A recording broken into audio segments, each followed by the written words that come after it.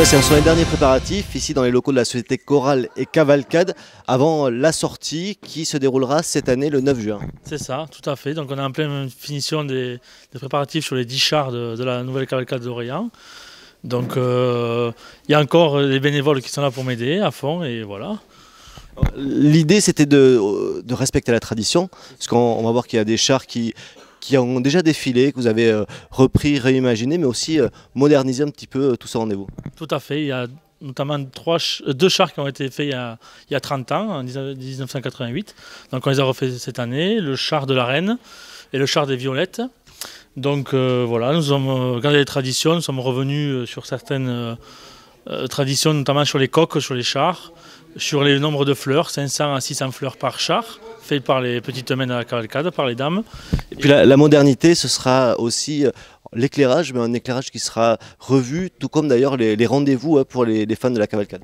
C'est ça, donc nous avons souhaité moderniser la cavalcade pour clôturer le défilé après le feu d'artifice. Chaque année, on clôturait la cavalcade par le feu d'artifice.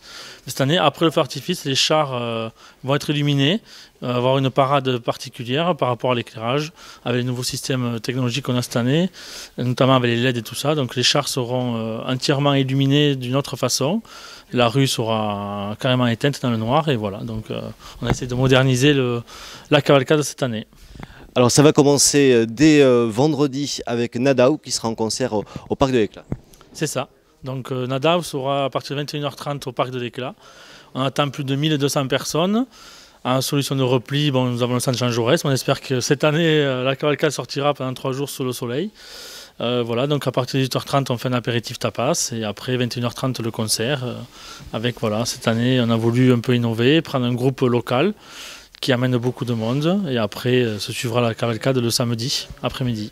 Avec une première sortie à quelle heure? 21h30.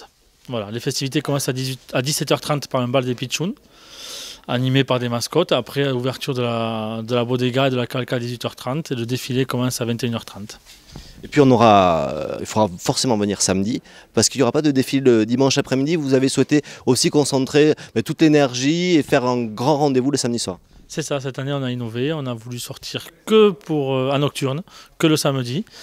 Et parce qu'on a réservé pas mal de surprises cette année par rapport au défilé, avec des groupes internationaux qui vont venir se produire pour le défilé, pour la parade, avec pas mal de surprises. Et voilà, donc voilà, on va défiler que de nuit, exceptionnellement, et parce qu'après, la cavalcade va défiler pour les fêtes de Tarbes le 24 juin.